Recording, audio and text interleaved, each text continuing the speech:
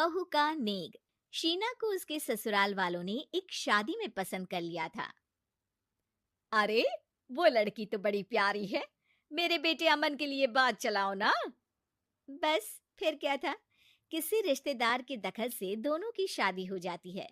लेकिन शीना की सास पारुल और उसकी देवरानी आसपास ही रहते थे। शादी के बाद शीना कहती है, सुनिए जी, ये चौका छूने की क्या रस्म होती है, जानते हैं क्या आप? अरे नहीं यार।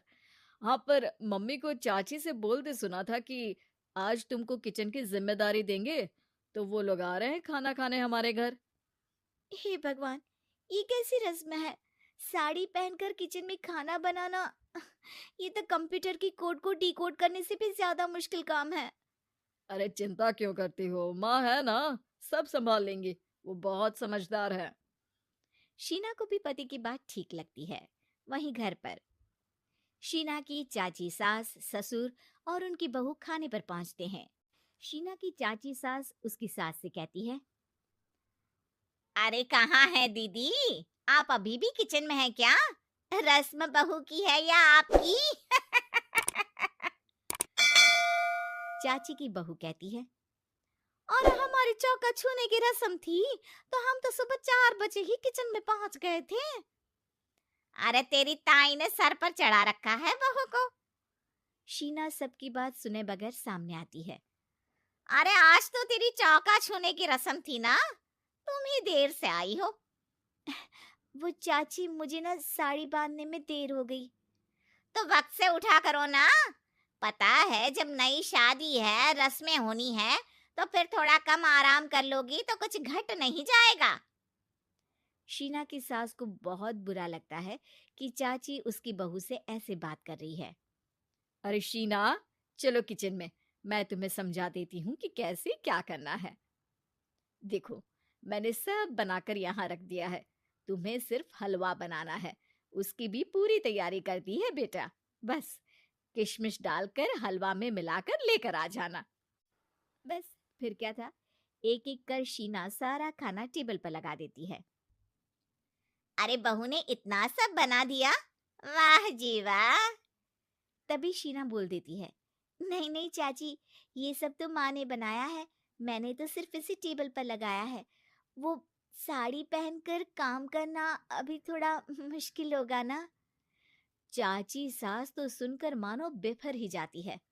ये क्या बात हुई दीदी, मैं जब शादी कर कर आई थी तो आप बड़ी थी, पर किचन में ना आप आई और ना माँ जी।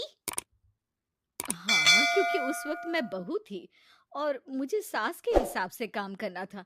लेकिन अब मैं सास हूं तो मैं बहू को वैसे ही बनाऊंगी ना, जैसा कभी मैं बनना चाहती थी। खैर, चाची सास खाना खाकर वहां से चली जाती है। कुछ दिनों बाद,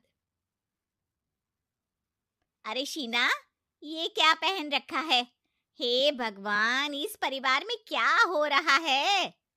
अरे क्या हुआ छोटी, इतना क्यों चिल्ला रही हो? इसने पहना क्या है? अरे दीदी, क्यों इतनी छूट दे रही हो? शीना जो कि सलवार सूट पहने खड़ी थी, चाची के गुस्से को देखते ही अंदर चली जाती है। देख छोटी, हम दोनों को आज की बहुओं से तुलना नहीं करनी चाहिए। वो दौर अलग था, आज का वक्त अलग है। देखिए दीदी, ये तो परंपरा है, हमारी सास ने हमें दी और आगे हमें अपनी बहुओं को देना है। ये क्या लगा रखा है आपने? आप तो पूरी संस्कृति ही खराब कर रही हैं। ये बोलकर चाची सास वहां से चली जाती हैं। शीना की सास चाची की बात से परेशान होकर रोने लगती है। तभी उसका पति वहां आ जाता है।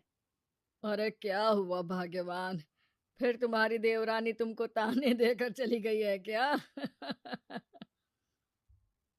हाँ, पता नहीं मैं ठीक कर रही हूँ कि नहीं, पर मुझे तो बहू के सूट पहनने में कुछ गलत नहीं लगता। अरे लोगों की बहुएं तो न जाने क्या क्या पहनकर घूम रही हैं। मैं तो उसे भी बुरा नहीं मानती। ये क्या मेरी गलती है? अरे नहीं, बिल्कुल नहीं। अपने किए फैसले का सम्मान करो। ठीक है सब। कुछ दिन निकल जाते हैं। फिर आता है शीना का पहला करवा चौथ। अरे शीना बेटा, यह त्योहार हमारे घर में बहुत मायने रखता है। तुम शाम की पूजा के लिए अच्छे से तैयार हो जाना। और सुनो, चाची सास और उनकी बहू भी यहाँ आएंगी पूजा के लिए, तो खाना भी बनाना है, वो मैं बना लेती हूँ। तुम बस आज के दिन साड़ी पहनना बेटा।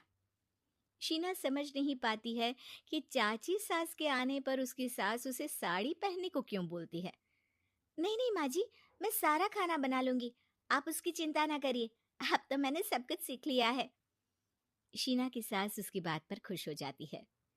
छोटी को पता न चले कि मेरी बहू घर में सूट पहनती है, तो मैंने आज साड़ी पहनने को बोल दिया। क्यों लोगों को बिना वजह बात बनाने का मौका दें। शाम को सब पूजा पाठ करके बैठे होते हैं कि चाची सास की बहू चाची सास से कहती है, माँ जी, आज के दिन तो आप लोगों के घर बहुओं को नेक दिया जाता है ना।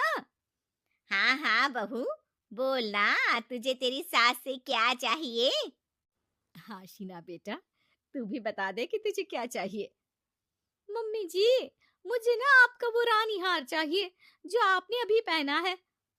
चाची सास थोड़ा हिचकिचाते हुए कहती है, हाँ हाँ हाँ, ले लेना, सब तेरा ही तो है। तुझे कौन सा हार चाहिए बहू? माँ जी, मुझे नेक में आपसे परमिशन चाहिए कि आप मुझे नौकरी की इजाजत दें। आप तो जानती हैं कि मैं और ये एक ही कॉलेज में एक ही क्लास में साथ में थे, लेकिन आज वो कहाँ है और मैं कहाँ। वाह जी वाह, ये भी सुनना बाकी रह गया था। इस खानदान की बहू नौकरी करने बाहर जाएगी। और मैं भी तो इंटर पास हूँ, पूरे सेकंड डिवीजन, लेकिन कभी मजाल है कि नौकरी की बात की हो। पर दीदी, मैंने एमबीए किया है, वो भी बड़े संस्थान से। तभी शीना का पति और ससुर भी वहां आ जाते हैं। देखो बेटा, मैं वही सोच रहा था कि तुम नौकरी करने के लिए क्यों नहीं बोल रही हो। मुझे लगा शायद तुम नौकरी करना नहीं चाहती हो। नहीं पापा, वो तो हमेशा से ही कुछ नाम कमाना चाहती है। अपने माता पिता को भी इसने कहा था कि वो आप लोगों को अपनी तरह से समझ लेगी। सास को शांत देकर शीना कहती है, मम्मी जी, मैं वादा करती हूँ, घर का सारा काम करके ही ऑफिस जाऊंगी। खाना पीना किसी भी चीज के लिए घर वालों को परेशानी नहीं होने दूंगी। वक्त से पहले उठूंगी और काम वाली को भी हटवा दूंगी। शीना की बात सुनकर सास हंस पड़ती है। अरे शीना, ये ज्यादा हो गया हाँ। बिल्कुल काम करो बेटा, पढ़ी लिखी हो, नौकरी में अच्छा कर सकती हो। जरूर बेटा, दिया तुम्हें तुम्हारा नेग। हाँ, पुरानी परंपरा जरूरी नहीं कि अच्छी ही हो, कभी कभी बदलाव लाना भी जरूरी होता है, जिसे देर से ही सही लेकिन समाज अपना ही लेता है।